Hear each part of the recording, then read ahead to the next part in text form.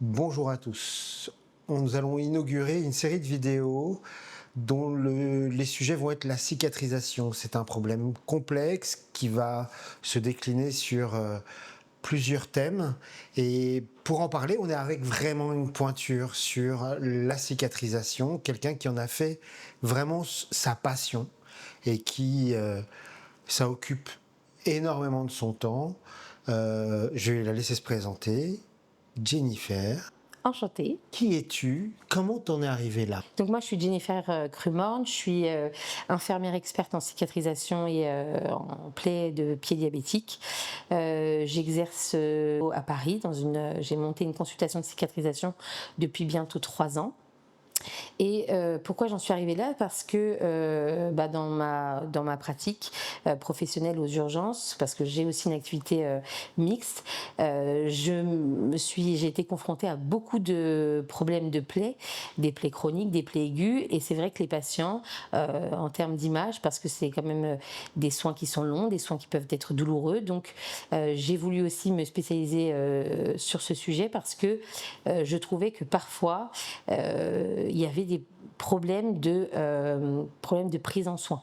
Les soins de cicatrisation, c'est très complexe, mais à la fois souvent qui peuvent être beaucoup plus simples que ce qui est fait à l'heure actuelle. Et donc voilà. Oui, mais pourquoi ce sujet-là? C'est-à-dire qu'en fait, aux urgences, tu as vu des cicatrices, mais tu as vu aussi des infarctus, mais tu as vu aussi des détresses respiratoires, mais tu as vu aussi des TS. Pourquoi la plaie et cicatrisation? Parce que c'est un domaine qui est très peu exploité. On en entend beaucoup parler aujourd'hui, mais en vrai, la plaie cicatrisation, on se rend bien compte que souvent c'est les patients qui ont des plaies de pieds diabétiques, par exemple, parce que je donne des formations à beaucoup de professionnels, et en fait, ils chronicisent leur pratique. Et en fait, on s'aperçoit, en tout cas, ce que dans ma pratique, je me suis... Attends, je Oui. m'arrête. Quand tu dis il chronicise la pratique, ce que tu sous-entends, c'est que être performant sur la plaie et cicatrisation, ça nécessite une plasticité, une capacité d'apprentissage permanent, et que, en réalité, quand on est dans l'itération de procédures, on prend mal en charge. Oui. Donc ça veut dire que le concept que tu introduis, c'est que chaque plaie, c'est une histoire, elle va avoir sa chronologie. Oui. C'est ça le truc. Donc du coup, je pose ma question, est-ce que pour toi, c'est une lapalissade pour toi, mais est-ce que pour toi, il y a un gap entre les pratiques et les bonnes pratiques? Ah oui. Et est-ce que c'est stratosphérique? Alors oui, parce que par exemple moi qui ai ouvert la consultation de cicatrisation à Paris, qui est quand même un lieu où il ne manque pas de professionnels de santé et d'établissements, je me retrouve à prendre en soin des patients qui ont des plaies datant de 18 mois. Il y en a eu 2 dans mon expérience qui se sont terminées en oncologie. Donc en soi, je pense qu'en effet la plaie cicatrisation aujourd'hui, il y a une grosse effervescence dessus avec des centres, avec des DU et tout ça. Donc c'est génial, mais en fait quand on regarde, c'est minoritaire par rapport au nombre de professionnels qui prennent en charge des patients et qui du coup manquent soit d'accès aux soins rapides, c'est-à-dire que tiens, j'ai une plaie qui me dérange, je vais contacter le centre de référence à côté de chez moi. Normalement, pour exemple, on a vraiment besoin que la plaie soit prise en charge rapidement pour le pied diabétique. En fait, c'est 48 heures. Il faut mettre une décharge. C'est ça le traitement de la plaie de pied diabétique, c'est de mettre en décharge et ensuite les pansements, tout ça. Mais les pansements, c'est pas la priorité dans ce type de patient. Il faut vraiment lever l'appui. Et c'est des patients qui vont avoir tout un tas de soins infirmiers prescrits, d'accord, une prise en charge, et puis sans décharge. Parce qu'ils vont attendre le rendez-vous. Et le rendez-vous, parfois, il est à distance. Mais du coup, si tout le monde avait le même niveau de connaissance sur des plaies, en tout cas spécifiques, et vraiment, je dirais pas de façon générale, mais on mettrait la décharge avant de mettre des soins infirmiers. C'est comme les prescriptions d'antibiotiques. Si on écoute les différents médecins, en fait, la cicatrisation, le problème, c'est que... Attends, va pas trop vite. Tu vas trop vite. Et ça, on va le garder. Mais c'est toujours le problème quand quelqu'un il est dans sa profession. Oui. Il est inarrêtable et il pourrait en parler pendant 5 jours d'affilée et il faut définir un cadre. Est-ce que tu pourrais, pour commencer, alors on va parler des plaies et cicatrices. Est-ce que tu pourrais définir 1, 2, 3, 4, c'est quoi les différentes familles de plaies et cicatrisation? Alors, les différentes plaies, tu as les plaies aiguës, d'accord? Les plaies aiguës qui se cicatrisent dans les 6 semaines. Et après, on a les plaies chroniques où tu as la plaie, l'ulcère, l'escar, tu as d'autres pathologies. Non mais justement, ce serait bien. Il y a l'ulcère, 2, il y a l'escar. Et qu'est-ce qu'il y a d'autre? Alors, selon la chaise, oui, mais moi, j'aime pas la mettre dans mon. Je sais que la chaise dit que c'est dans les plaies chroniques, mais moi, dans mon fonctionnement, pour moi, c'est une plaie aiguë. Oui, non mais... Parce qu'elle cicatrise. Oui, mais justement, l'idée c'est de créer des cases dans lesquelles on va avoir un guideline, des gros messages pour les confrères qui prennent en charge des patients. Donc on a dit escar, Ulcère, ulcère, plaie de pied diabétique. c'est les 3 grandes familles. Brûlure peut-être. Brûlure, Non mais peu importe. oui, alors brûlure, mais tu peux pas la mettre dans la plaie chronique. Non mais je te dis, Ah, les items, on s'en d'accord. fout de aigu, pas Ah, aigu. d'accord. Bah, kiss pilo, si tu veux. C'est de la plaie. Ça c'est du post-opératoire. Oui, mais oui, ça fait partie des plaies. Et tu as les brûlures aussi. Donc redis tout. Donc tu as l'ulcère, l'escar, les plaies de pied diabétique, les brûlures, et puis après toutes les plaies post-chirurgicales, type Voilà. kiss pilo. On va faire simple. C'est quoi la cicatrisation? La cicatrisation, c'est facile. En vrai, c'est facile. Elle est sur ce que, en tout cas dans mon fonctionnement, pour expliquer aux gens, ce qui est plus facile d'ailleurs à comprendre, il y a 4 phases. On a la phase de, c'est simple, on se fait mal, bon, il y a une plaie, qu'est-ce qui se passe? On saigne. Donc ça, c'est la première phase vasculaire qui dure entre 0 et 48 heures. Ensuite, on a la phase inflammatoire, qu'on appelle les phases de détertion, où à ce moment-là, il y a, comme il y a eu la plaie vasculaire, il y a la fibrine qui arrive parce qu'il faut bien arrêter le saignement. Et donc, sur la deuxième phase inflammatoire qui dure entre 3 et 5 jours, ça va être le nettoyage de l'endroit. Après cette phase-là, on a la phase de bourgeonnement qui va aller jusqu'à 15 jours. Cette phase-là est très importante puisque c'est ça qui va nous permettre de cicatriser correctement. Et au-delà des 15 jours, on a la phase d'épidermisation et de remodelage qui va nous permettre de tout reconstruire. Et le remodelage se fait à peu près, ça peut aller jusqu'à 18 mois.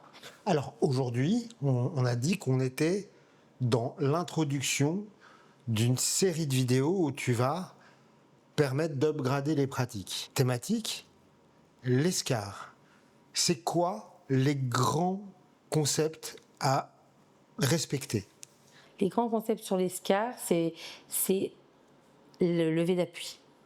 Je suis médecin généraliste, je suis médecin interniste dans une structure. Je suis un médecin qui, quelle que soit la spécialité, qui est confronté à une escar. D'accord. Une escar à prendre en charge, c'est pour un professionnel de santé type médecin généraliste ou autre médecin hospitalier, c'est le lever d'appui avec une prescription de dispositifs type matelas, type coussin. La deuxième chose, c'est s'assurer qu'au niveau biologique, il n'y ait pas de carence, puisque on sait que la dénutrition fait partie, que ce soit patient qui est un IMC normal ou en surpoids, il peut être dénutri, donc attention à la dénutrition. Les changements de position, Alors, c'est quoi le bilan de dénutrition? C'est l'albumine, tu vois, c'est tout ce qui est. Ouais, ça je rentre pas parce que pour moi, c'est les médecins qui doivent. Bilan biologique, en tout cas, que les signes de dénutrition ne soient pas présents, avec des changements d'appui, puisque de toute façon, on pourra mettre un matelas, on pourra mettre un renfort alimentaire ou nutritionnel. Si on ne change pas de côté, on restera sur les points d'appui, ça ne sera pas bon. Et la mobilisation, mais vraiment la mobilisation, c'est-à-dire que si un patient peut se lever, il faut qu'il se lève, et de mettre des pansements qui sont adéquats, parce que la prévention pour moi, parce que c'est quelque chose qui me dérange quand on m'appelle pour des escars de stade 4, malheureusement, on est sur quelque chose qui est sévère, je préfère qu'on parle de prévention. C'est-à-dire que quand il y a un patient qui arrive ou qu'il y a une visite ou que les infirmiers peuvent avoir la possibilité d'avoir un médecin rapidement, même avec des protocoles de coopération en ville, qui permettent en fait à l'infirmière d'évaluer le risque. On a plusieurs échelles qui existent, qui permettra du coup de dire bon bah en fait ce patient il est alité depuis peu en retour d'hospitalisation et donc il y a des aides à mettre en place et ça il faut que les médecins généralistes ainsi que les infirmiers soient vraiment en coordination pour mettre les choses en place à domicile. Ulcère. Les ulcères, la prise en charge d'ulcères, je dis toujours méfiance sur la prise en charge des ulcères puisque tant qu'on n'a pas l'état vasculaire des patients avec la plaie existante, on ne fait pas de détertion. C'est interdit. On doit avoir une évaluation médicale avec une évaluation d'imagerie médicale type Doppler, artério-veineux, pour être sûr que c'est un terrain qui peut être détercé s'il y a besoin, puisque parfois on se retrouve avec des ulcères artériels qui sont détercés et qui sont vraiment délétères pour le patient. On va faire l'algorithme. Oui. Donc, j'ai un patient, il a un ulcère du membre inférieur. On s'en fout du ça fait mal, c'est suspendu, c'est rétro, c'est machin, ça veut rien dire. Ça peut nous aider, ça peut t'indiquer, c'est comme les orteils en bâton, dépilés, ça c'est avec une petite cheville et un plus gros mollet, ça c'est des signes en tant qu'infirmier que moi je me dis ah bah il doit y avoir un terrain vasculaire artériel et donc je vais et avec cette douleur qui est soulagée quand les gens. Ouais mais ça on rentrera dans le détail quand on parlera vraiment. Mais donc je suis médecin généraliste, je suis médecin hospitalier, je suis médecin ce que je veux. Un patient il a un ulcère, la première chose c'est le Doppler. C'est le Doppler. C'est le Doppler parce que c'est ce qui nous permettra de mettre les pansements parce que si c'est artériel, vous pouvez mettre n'importe quel pansement, ça traitera pas le problème.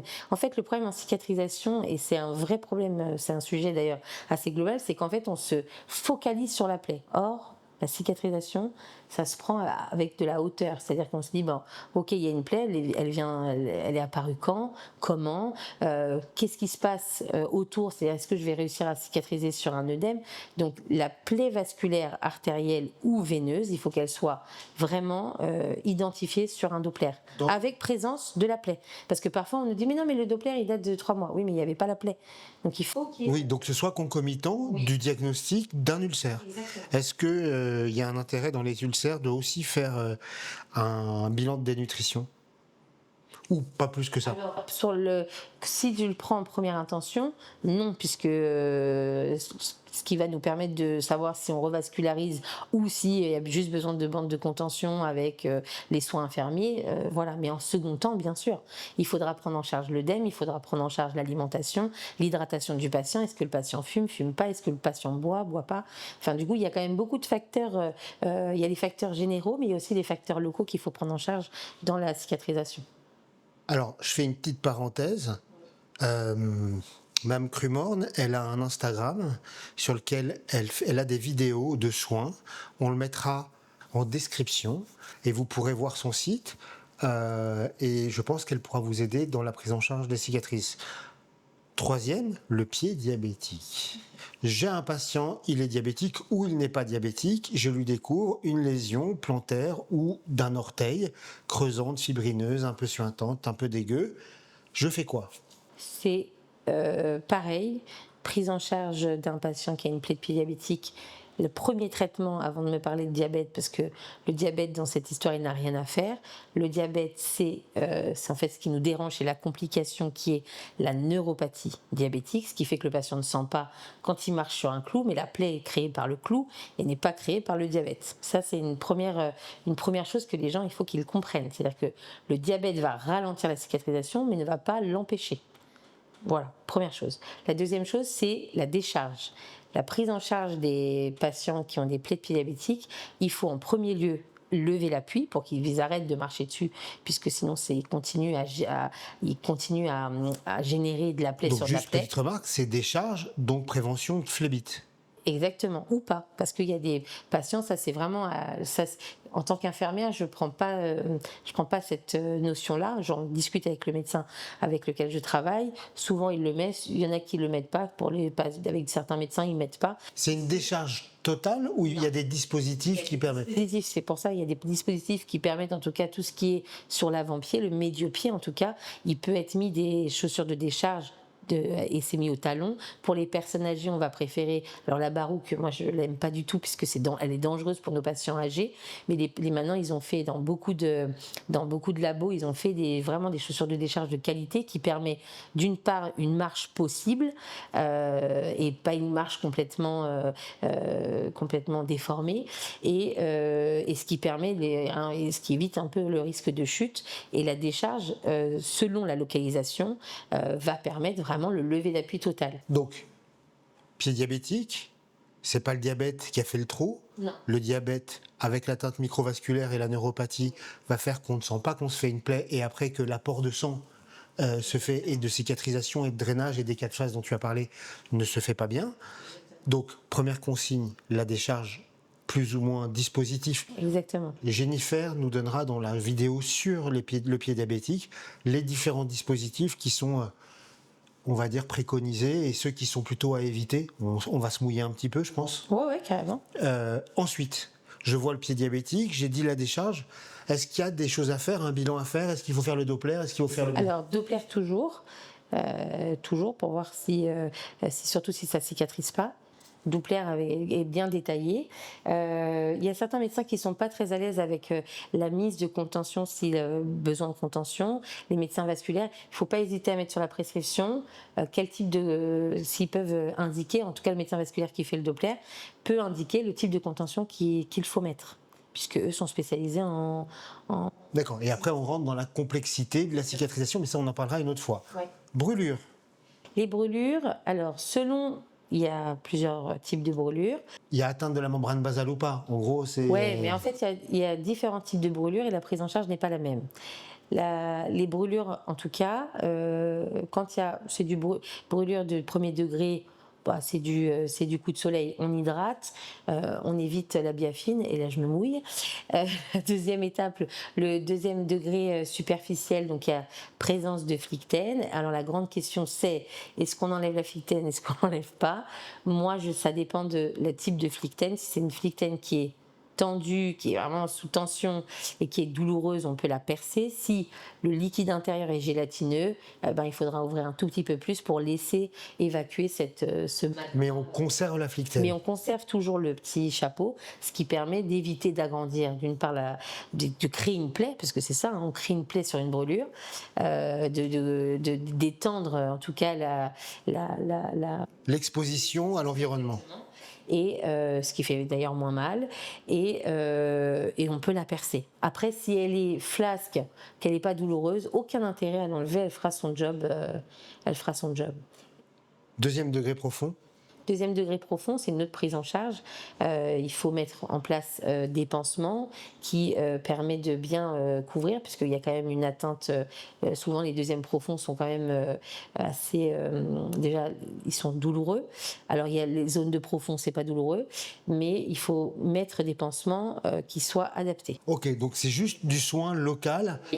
Avec attention de vérifier, avec le médecin, on vérifie qu'il n'y ait pas besoin d'antibiotiques, par exemple, ou d'autres soins, et surtout dans les brûlures. Là, vraiment, là-dessus, je reste vraiment intransigeante. Tu ne transiges pas. Jamais. C'est quand on a des brûlures de main, attention de ne pas faire de moufle et bien faire des pansements pour que les doigts soient bien écartés, pour garder la mobilité. Oui, parce qu'il y a des rétractions assez rapidement. Question débile, si on a une brûlure au pied, est-ce qu'il faut demander un Doppler ou pas? Alors, il faut juste faire attention que ça ne soit pas une brûlure circulaire. S'il y a une brûlure et du coup il y a une atteinte qui fait du coup un œdème, il faut faire attention au syndrome des loges. Et tout ce qui est brûlure mécanique par frottement, Et brûlure chimique, c'est le même principe Alors, ou brûlure chimique, il faut faire hyper gaffe parce que ça, c'est très profond. C'est celle qui nous embête le plus puisque ça peut continuer de brûler malgré. Donc, il faut vraiment rincer abondamment et vraiment de façon importante. Et puis, il faut envoyer dans les centres spécialisés avec les médecins qui sont spécialisés. Il faut garder la maîtrise de ce qu'on est, de ce qu'on sait parce que ça peut. Il y a des patients, et j'en ai vu pas plus tard qu'hier, un qui a été brûlé, il a perdu la moitié de son pouce, quoi, il a 25 ans. Donc il y a de la greffe, sauf que ça a saigné. Enfin, en fait, la prise en charge des plaies de brûlure, en tout cas, il faut faire attention de ne pas être délétère encore plus que la brûlure actuelle. Si on met un pansement qui n'est pas correct, du coup, il y a parfois, si on met un pansement qui est trop petit on met des films en polyuréthane, eh ben, c'est pas quelque chose qui peut être primaire sur la plaie, mais plutôt en secondaire, donc en recouvrement, et que parfois on se retrouve avec des plaies qui sont des pansements qui sont avec leur border, en fait, avec la face qui colle sur les plaies. Donc, quand on vient enlever, d'une part, ça macéré puisque ça absorbe rien, donc ça fait un espèce de magma avec la colle, et du coup, c'est pas bon pour la plaie, de brûlure en tout cas. post-opératoire? Post-opératoire, Alors, le kyste pilonidal, mais ça peut être aussi les plaies de doigts. Je sais que tu as un credo quand même et tu nous l'as à coup de marteau mis dans la tête, c'est qu'il fallait arrêter de mettre de l'antiseptique sans jamais laver, parce qu'en fait, l'antiseptique est corrosif et qu'en fait, ça n'empêche pas la crasse. Donc, en fait, qu'est-ce qu'il faut faire donc, on en parlera juste après, en 2 minutes. Oui. Mais donc, en post-opératoire. en post-opératoire, alors il y a quand même un respect qu'il faut avoir des prescriptions des chirurgiens qui demandent à ce que ça soit pas au contact de l'eau, qui veulent que ce soit avec de la biseptine, que en fait chaque chirurgien a aussi sa pratique. De plus en plus, ça tend à quand même un lavage à l'eau et savon et on essaye de diminuer la présence d'antiseptiques. Pour ceux qui veulent rester avec leur antiseptique, et je peux l'entendre puisque c'est des chirurgiens qui vivent dans un monde quand même de stérile, s'ils veulent garder leur antiseptique, il faut juste qu'ils le laissent 3 minutes, le temps d'effet de l'antiseptique, et ensuite ils le rincent à l'eau stérile, ce qui permet de ne pas avoir sur la peau périlésionnelle de l'antiseptique qui va être plus délétère que bénéfique dans ces cas-là. Alors avec Jennifer, on a un débat sur certaines plaies très septiques comme les panaries où il y a une zone qui reste infectieuse et qui reste colonisée, où certains d'entre nous restent attachés à des antiseptiques corrosifs. Mais ce qui est vraiment rentré dans les mœurs aujourd'hui, c'est de dire qu'en fait un antiseptique ça ne lave pas et donc qu'une plaie doit être lavée. Donc c'est savon, rinçage, séchage, plus ou moins antiseptique, si on pense que c'est important. Exactement. Je ne suis pas contre l'antiseptique quand il est utilisé de manière. Si on m'explique pourquoi à l'instant T on met des antiseptiques, qu'on me l'explique. Oui, je t'ai convaincu sur un truc, mais effectivement, Mais par pas exemple, sur une durée. typiquement un ongle incarné qui n'est pas surinfecté, effectivement, il n'y a aucun intérêt à mettre un antiseptique. Exactement. Un panari qui est ultra infecté, qui est ultra inflammatoire, il y avait plein de pus, mettre 24-48 heures. Alors moi j'aime la pommade bêta-glinée parce que je trouve que c'est un topique local qui va être efficace, mais en one shot. Mais on a bien compris, c'est du one shot et ça n'empêche pas qu'il faut nettoyer, rincer, sécher. Exactement. Là on a abordé les grands thèmes qu'on développera de manière précise sur la prise en charge des patients, avec à chaque fois peut-être des vidéos en lien sur l'Instagram de Jennifer. Mais là, pour le coup, je m'engage personnellement. J'ai une confiance absolue au jugement de Jennifer sur les plaies et cicatrisations, parce que nonobstant la technique, je pense qu'il faut s'être approprié la pratique, et Jennifer se l'a appropriée. Et il y a donc la technique, mais il y a aussi la plasticité, c'est-à-dire s'adapter en permanence aux patients. Et je sais que Jennifer, quand elle s'occupe des plaies, et notamment celles qui sont douloureuses ou qui sont chroniques avec des patients qui ont une souffrance mentale importante, elle est aussi dans cet investissement moral de parler, d'égayer le moment. Et donc, c'est quelqu'un vraiment... Je dis pas il faut boire ses paroles parce qu'il faut avoir un esprit critique, mais vraiment tout ce qui sera dit pendant ces émissions, je pense qu'il faut être certain que c'est une expérience et deux, un savoir. Merci Jennifer. Merci à vous.